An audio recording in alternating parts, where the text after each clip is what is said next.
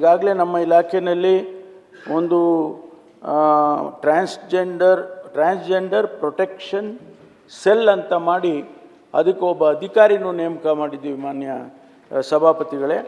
ಆಮೇಲೆ ಪ್ರತಿ ಪೊಲೀಸ್ ಸ್ಟೇಷನ್ನಲ್ಲೂ ಒಬ್ಬ ಫೋಕಲ್ ಪಾಯಿಂಟ್ ಆಫೀಸರ್ ಅಂತ ನೇಮಕ ಮಾಡಿದ್ದೀವಿ.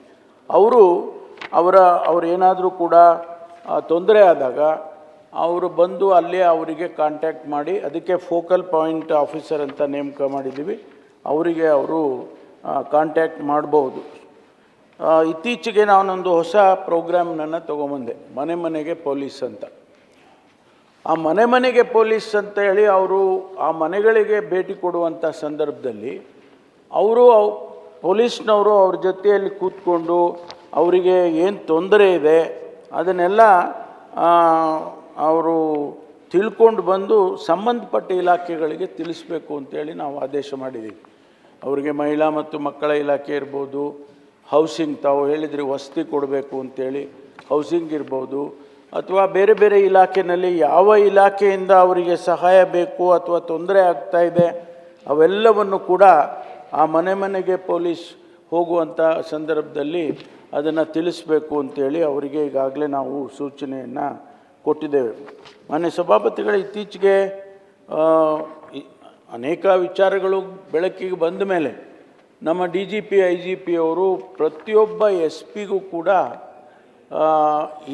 ಇದೇ ಒಂದು ಇಶ್ಯೂವನ್ನು ಇಟ್ಕೊಂಡು ಈ ಒಂದು ವಿಚಾರವನ್ನೇ ಇಟ್ಕೊಂಡು ಪ್ರತಿಯೊಂದು SP-ಗೂ ಕೂಡ ಸೂಚನೆಯನ್ನು ಕೊಟ್ಟಿದ್ದಾರೆ. ಇತ್ತೀಚೆಗೂ ಕೂಡ ಎಲ್ಲ SP-ಗಳಿಗೂ ಕೂಡ ತಮ್ಮ ತಮ್ಮ ಘಟಕಗಳಲ್ಲಿ ಜನಸಂಪರ್ಕ ಸಭೆಯನ್ನು ಮಾಡುವಾಗಲೂ ಕೂಡ ಅವರಿಗೆ ರೆಕಗ್ನೈಸ್ ಮಾಡಬೇಕು ಅಂತ ಹೇಳಿ ಈಗಾಗಲೇ ಕೊಟ್ಟಿದ್ದಾರೆ.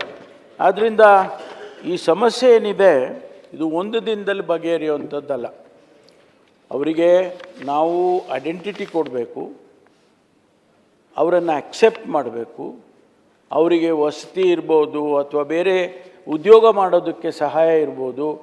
ಈ ಎಲ್ಲ ವಿಚಾರಗಳನ್ನು ಕೂಡ ಒಂದು ಇಲಾಖೆಯಿಂದ ಮಾಡೋದಕ್ಕೆ ಸಾಧ್ಯ ಇಲ್ಲ. ಮಾನ್ಯ ಸಭಾಪತಿಗಳೇ, ಪೊಲೀಸು ಪ್ರೊಟೆಕ್ಷನ್ ಕೊಡ್ಬೋದು, ಅವರಿಗೆ ಕಷ್ಟದಲ್ಲಿ ಯಾರಾದರೂ ಅವರಿಗೆ ಹೊಡೆದ್ರೆ ಅಥವಾ ಅವರಿಗೆ ಗಲಾಟೆ ಮಾಡಿದ್ರೆ ಅಥವಾ ಬೇರೆ ರೀತಿಯಲ್ಲಿ ಅವರನ್ನು ಕಂಡ್ರೆ ಅದನ್ನು ಅವರು ಪೊಲೀಸಿಗೆ ಕಂಪ್ಲೇಂಟ್ ಕೊಟ್ಟಾಗ ಅವ್ರನ್ನ ಆ ಪ್ರೊಟೆಕ್ಷನ್ ಸೆಲ್ ಅಂತ ಏನು ನಾವು ಮಾಡಿದ್ದೀವಿ ಅವರಿಗೆ ಆ ಪ್ರೊಟೆಕ್ಷನನ್ನು ಕೊಡ್ತಕ್ಕಂಥದ್ದು ಪೊಲೀಸ್ ಮಾಡ್ಬೋದು. ತಾವು ಹೆಡ್ ಆಫ್ ಟ್ರಾನ್ಸ್ಜೆಂಡರ್ ಪ್ರೊಟೆಕ್ಷನ್ ಸೆಲ್ಲನ್ನು ಮಾಡ್ತೇನೆ ಹೇಳಿದರು. ಸಭಾಪತಿಗಳೇ, ಇವರು ಬಹಳ ಸ್ಟ್ರಾಂಗ್ ಇದ್ದಾರೆ. ಯಾರು ಇವರು? ಮಂಗಳಮುಖಿಯರು. ಶಕ್ತಿ ಬಹಳ ಇದೆ ಅವ್ರ ಹತ್ರ. ಅವರದ್ದೇ ಒಂದು ಸೆಲ್ ಮಾಡಬಾರ್ದು. ಯಾಕೆ ತುಂಬ ಅಂದರೆ ಅವರು ಎಷ್ಟು ಗಟ್ಟಿದ್ದಾರೆ ಅಂದರೆ ಗಂಡು ಮಕ್ಕಳಿಗಿಂತ ಗಟ್ಟಿದ್ದಾರೆ ಅವರು. ತುಂಬ ಅವ್ರ ಹತ್ರ ಅವರನ್ನು ದೂಡ್ಲಿಕ್ಕೆ ಆಗೋದಿಲ್ಲ. ಅವರು ಅಷ್ಟು ಸ್ಟ್ರೆಂತ್ ಇದೆ. ಇವರದೇ ಒಂದು ಅವರಿಗೆ ವಿದ್ಯಾಭ್ಯಾಸ ಕೊಡುವಂಥದ್ದಾಗಿ ಎಜುಕೇಷನ್ ಡಿಗ್ರಿ ಆದವ್ರದ್ದು ಅವರದೇ ಒಂದು ಸೆಲ್ ಮಾಡುವಂಥದ್ದು ಮಾಡಬೇಕು. ನಾನು ಕೇಂದ್ರ ಸರ್ಕಾರಕ್ಕೆ ಬರೀತಾ ಇದ್ದೇನೆ, ಆರ್ಮಿಯಲ್ಲಿ ತಗೊಳ್ಳಿ ಅಂತ. ನೀವು ಆರ್ಮಿಯಲ್ಲಿ ಅವರನ್ನು ಉಪಯೋಗಿಸಿ ಇಂಥವರನ್ನೆಲ್ಲ ಅಂತ ಒಂದು ಅದು.